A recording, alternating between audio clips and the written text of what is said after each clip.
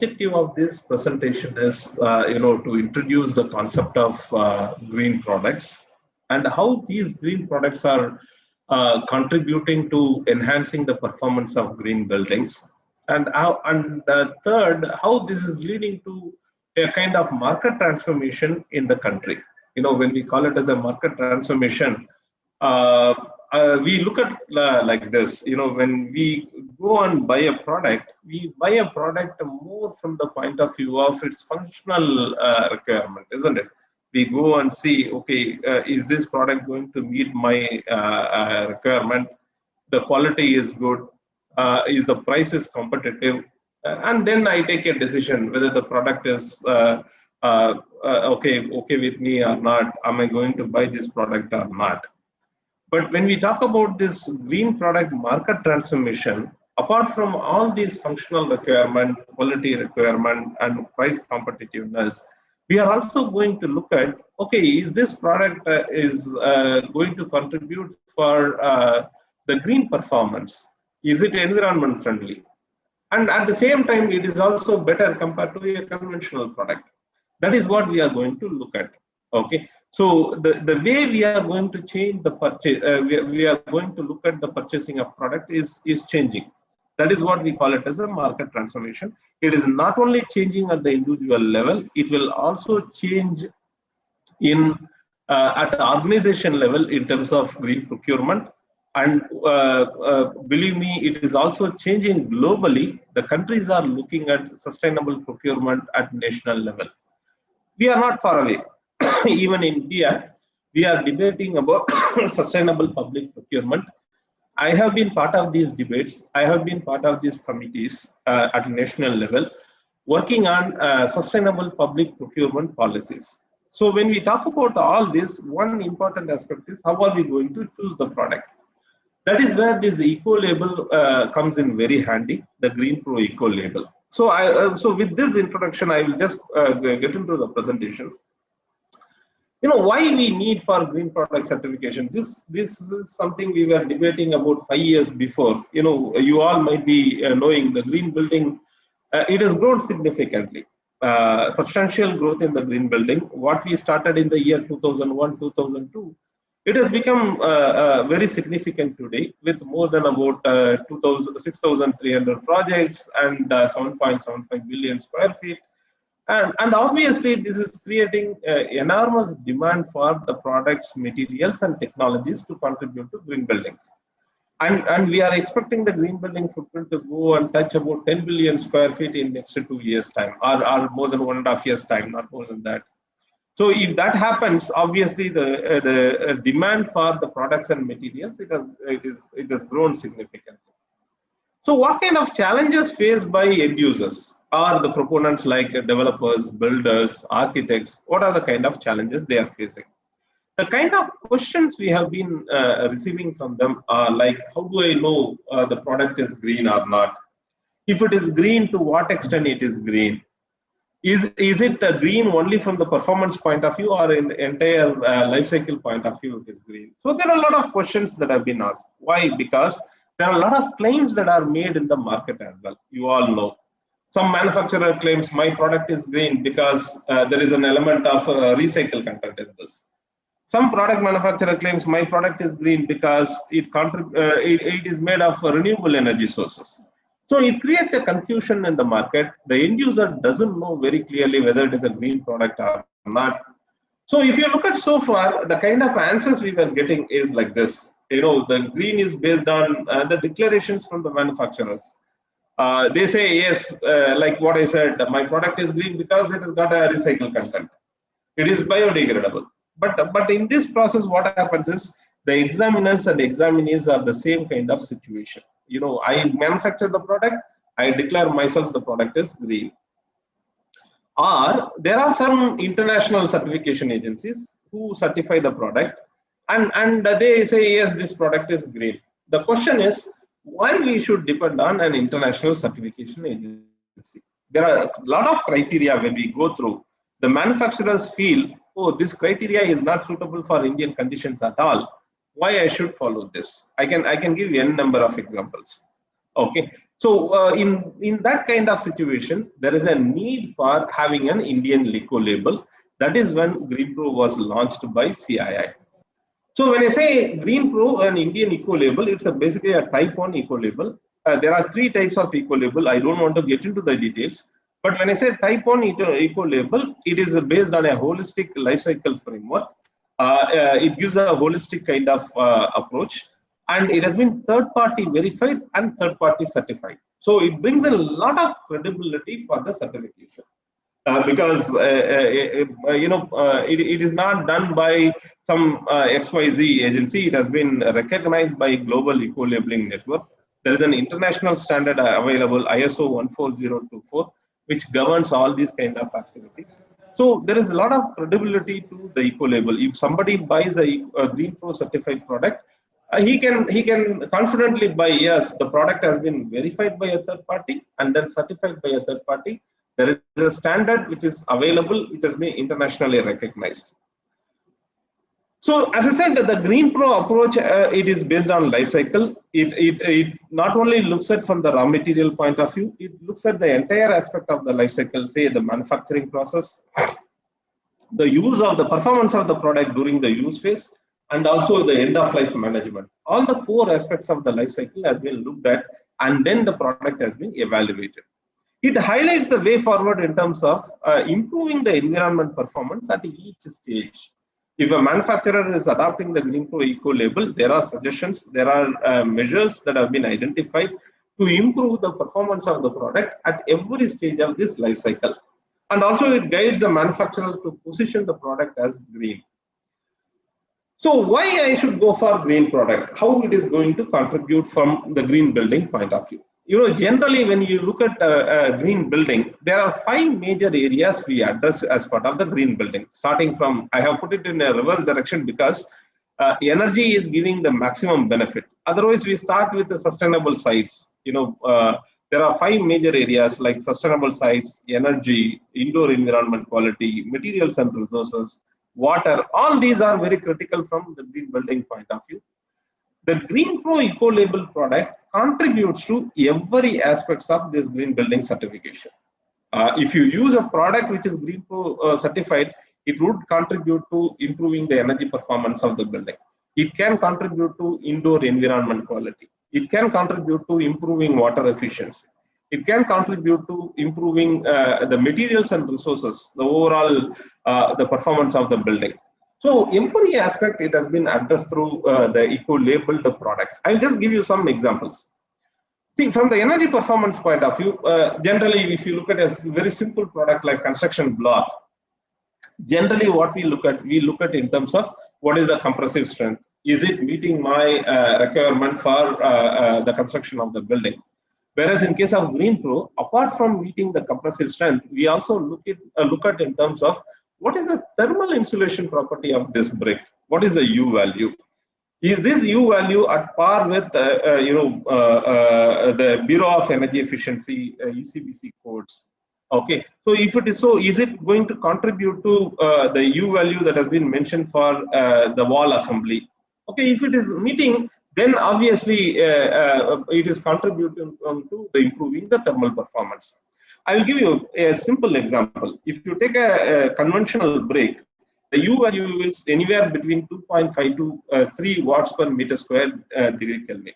Whereas if you look at a GreenPro certified block, we are looking at only about 0.7 to 0.8 watts per meter square degree Kelvin. That means the amount of heat it will allow inside the building is only 1/3 of what a conventional brick will allow. So obviously this will lead to the reduction in heat gain in the building. Obviously it will lead to the reduction in air conditioning requirement and hence the reduction in energy consumption. So this has been done by design. So the energy saving, it is for lifelong. So there is a clear comparison. We have done it with the support of evaluation tool and the simulation tool and estimated what is the benefit.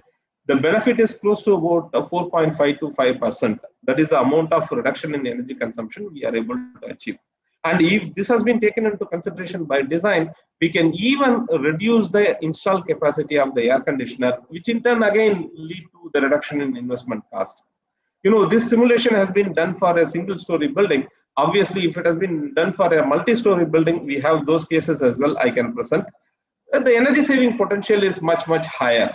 In case of a multi-story building, the heat gain through the wall component is higher compared to the roof. So obviously, the energy saving will be much higher.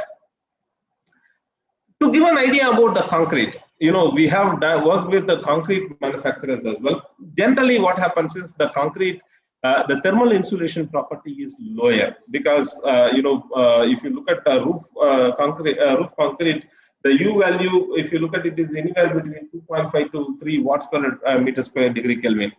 We are talking about the thermal concrete, which has got a better insulation property, which has got a lower density. It is more applicable for both roofing as well as walling material. And these thermoconcrete can bring down the heat gain again. And this would contribute to reduction in the air conditioning load. A similar kind of exercise we did it in one of the buildings where the reduction in heat gain is to the extent of about 5%. It may look very small. When I say 3.5%, 5%, this may look very small, but please believe me, and this is going to be a lifelong saving. These are all only one component of the building. If you add all this, you will be able to significantly improve your energy efficiency by design. A similar set of products we have worked with respect to glazing. Glazing is an important component in the building which contributes for increase in energy consumption, obviously, because there is a significant amount of heat gain happening through glazing. So there we have identified high performance glass and then very clearly specified. If somebody says, say my shading coefficient is so and so, you should have an authentic proof. Whereas in case of a GreenPro certified glass, it has been very clearly tested, evaluated, and then certified. So it brings a lot of confidence in buyer to buy those high performance glass. Similarly, for the fenestrations, building insulation, many a time we believe all insulation materials are insulation materials. Please believe me, there are insulation materials which has got a higher thermal conductivity. So there are insulation materials which need to be maintained at the thermal conductivity of about 0.04 to 0.05 watts per meter Kelvin. So we need to test those thermal conductivity and then buy. But as an end user, many a times we don't have the wherewithal to do all this testing, whereas GreenPro pitches in and then it evaluates the product and gives you what is the right product.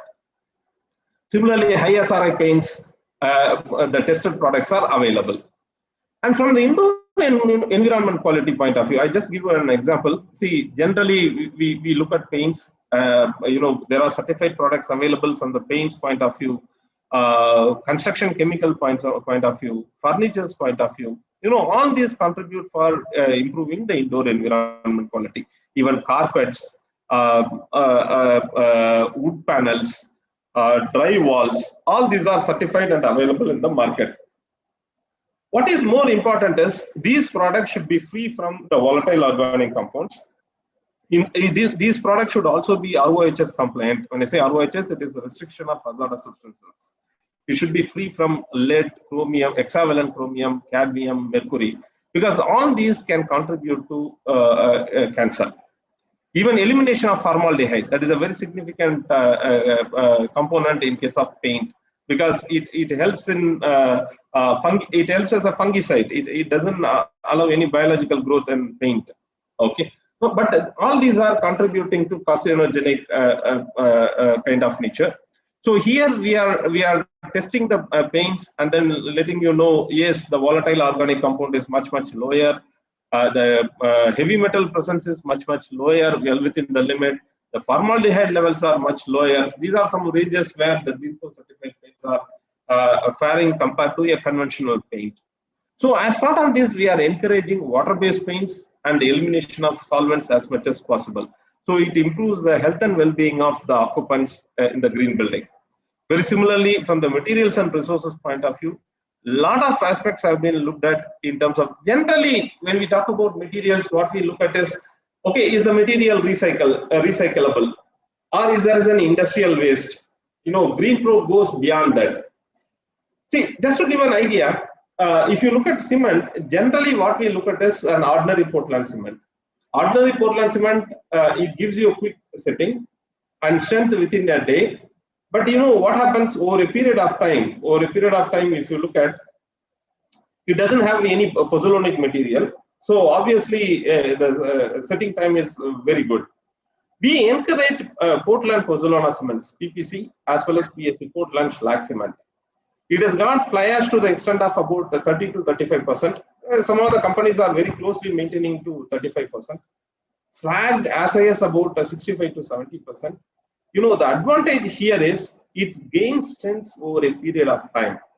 Ideally speaking, for a cement, we need to look at strength on 29th day. Okay. So in that case, if you look at PPC and PSC, it is much better compared to an ordinary Portland cement.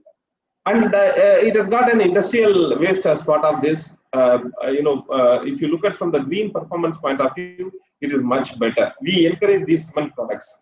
Even the concrete with increased fly ash utilization, increased additive content. There are some concretes we have tested, certified. You know, generally what we do is we want to go for concrete flooring around the house, but you know, once you go for concrete flooring, it doesn't allow the water to seep in. It is not encouraging the rainwater harvesting. There are concretes available which are which can percolate water. The percolation rate is much better compared to even normal surface in some cases. The percolation rates to the extent of about 200 to 500 liters per minute can be achieved. You know, water can simply go through. With this support, you can reduce the rainwater harvesting investment also. The entire surface around your building can become a rainwater harvesting surface for you. So these kind of materials are available as part of GreenPro, which contributes for enhancing the performance of green building.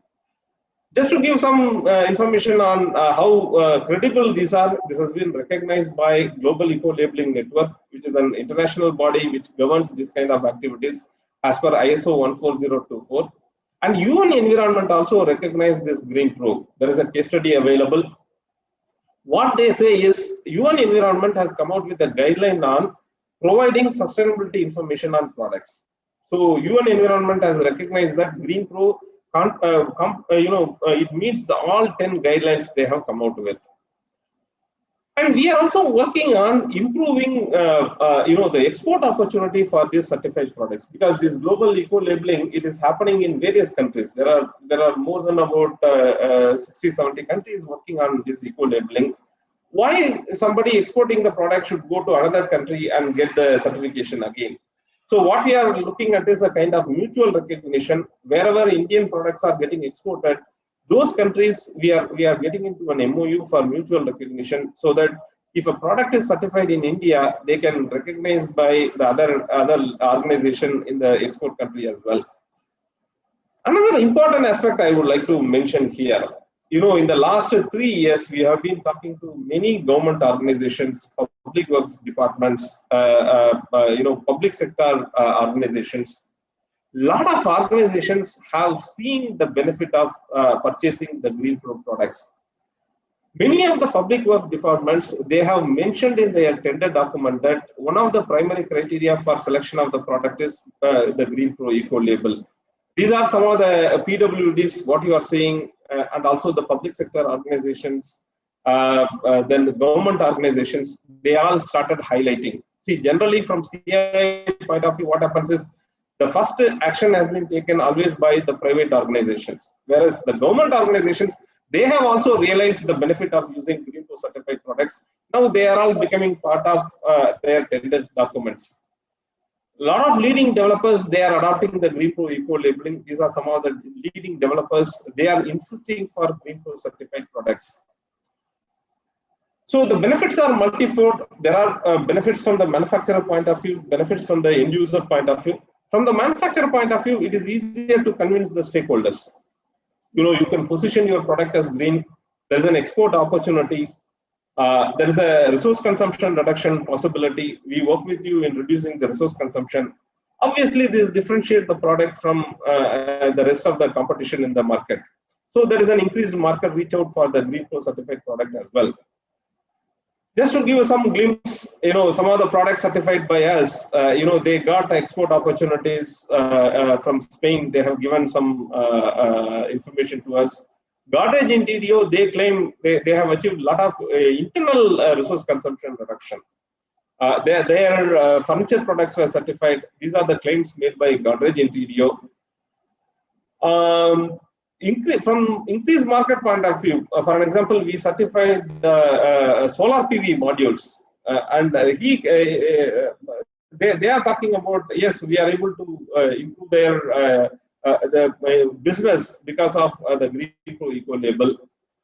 Tata BlueScope, they say they have even modified the product to meet with the specifications of Green Pro, and then they are able to penetrate the market in the roofing area, because we are recommending high SRI paints, we are recommending high SRI paints and high SRI coated sheets. They are able to penetrate that market, Tata BlueScope.